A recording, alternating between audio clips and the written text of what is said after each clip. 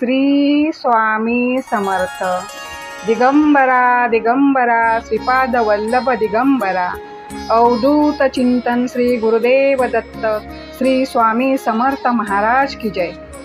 गुरुदेवांच्या चरणावर कोटी कोटी प्रणाम।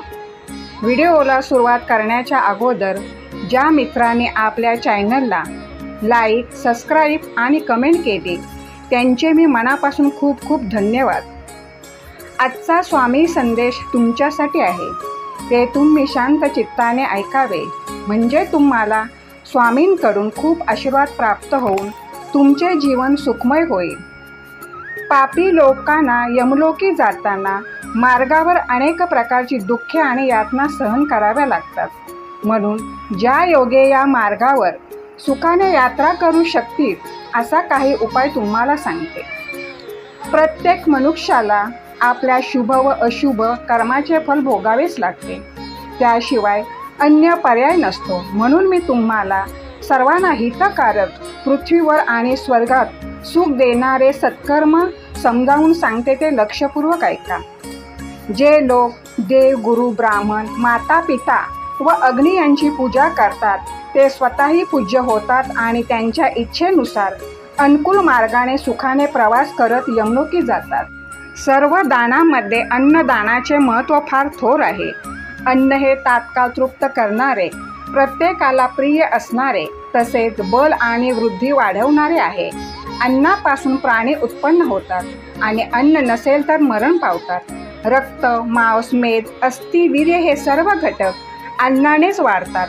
वीर्यापासून जीवाची उत्पत्ती होते, म्हणून जग हे अन्नमय आहे असे म्हणतात। सुवर्ण, रत्ने, हत्ती, घोडे, स्त्री, पुत्र असे सर्व प्रकारचे सौख्य असेल तरी भुकेने व्याकुळ झालेला मनुष्य त्याचा उपयोग घेऊ शकत नाही। लहान बालक, तरुण, वृद्ध, पशु, पक्षी, कीटक, देव, दानव, राक्षस या सर्वांनाच भोजन हवे असते। सर्व रोगामध्ये क्षुधा हीच प्रबल व्याधी आहे, ते अन्नरूपी औषधानेच बरी होते। भुकेसारखे कोणतेही दुःख नाही, म्हणून अन्नदान हे महान पुण्यकर्म आहे। अन्नदात्याला प्राणदाता म्हटले आहे आणि प्राण हे सर्व जीवमात्राचे सर्वस्व असल्याने अन्नदानाने सर्व दानाचे फल मिळते। एखाद्या मनुष्याचे अन्न खाऊन पुष्ट झालेला मनुष्य निरंतर सत्कर्म करत असेल तर त्याचे अर्ध पुण्य अन्नदान करणाऱ्याला आणि त्या अन्न खाणाऱ्याला मिळते। याच्या उलट एखादा मनुष्य नेहमी चांगले कर्म करत असेल आणि देणारा वाईट कर्म करत असेल तर देणाऱ्याचे सर्व दोष खाणाऱ्या मनुष्याला लागतात। म्हणून चांगले कर्म करत असलेल्या माणसाने या सर्व गोष्टी विचारात घेऊन देणारा कोणत्या मार्गाने धन कमवत आहे हे सर्व लक्षात घेऊनच त्याच्या घरचे अन्न खावे। अन्नदात्याला इहलोकी आणि परलोकी श्री, वाहन आदी सर्व सुखे आणि त्रैलोक्यातील श्रेष्ठ भोग प्राप्त होतात। शरीर हे सत्कर्म करणारे व पुरुषार्थ करणारे साधन आहे, म्हणून त्याचे रक्षण करणे, उत्तम अन्न खाऊन त्याचे पोषण करणे हेही मनुष्याचे आद्य कर्तव्यच आहे। अन्न हे परब्रह्म आहे, सर्व जग अन्नानेच धारण केलेले आहे, म्हणून अन्नदानासारखे कोणतेही दान नाही। ज्याला ऐश्वर्याची इच्छा आहे त्याने आपल्या कुटुंबियांना थोडा बहुत त्रास झाला तरी भिक्षुक, ब्राह्मण, महात्मा, साधुजन यांना अन्न द्यावे। जो मनुष्य दारी आलेल्या याचकाला, ब्राह्मणाला, दुःखिताला अन्नदान करतो तो परलोकात साह्यभूत होणारा सुखदायक निधीच जमवत असतो। जो मनुष्य दुपारच्या वेळी घरी आलेल्या अतिथीची चांगल्या मनाने विचारपूस करतो, त्याचा आदर सत्कार करतो, त्याला भोजन देऊन तृप्त करतो, त्या मनुष्याला ऐश्वर्य, उत्तम सौख्य या सर्व गोष्टींचा लाभ होतो।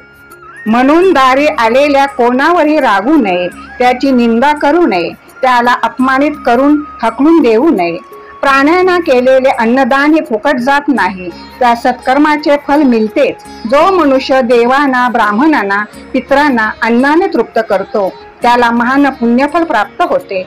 भुकेलेल्या मनुष्याकडे त्याचे नाव, गाव इत्यादी कसलीच चौकशी करू नये। जो मनुष्य भुकेलेल्या मनुष्याने मागताच त्याला भोजन देतो तो कल्पांतपर्यंत स्वर्गलोकी राहतो। अन्नदान करणारा मनुष्य स्वर्गामध्ये अत्यंत तेजस्वी आणि पांढऱ्या शुभ्र महालात राहतो। म्हणून अन्न हेच ब्रह्म आहे, अन्न हेच विष्णू आहे, अन्न हेच शिव आहे. ज्या मित्राने हे अन्नदानाचे महत्व संपूर्ण ऐकले त्याचे पितर परम संतुष्ट होणार. श्री स्वामी समर्थ.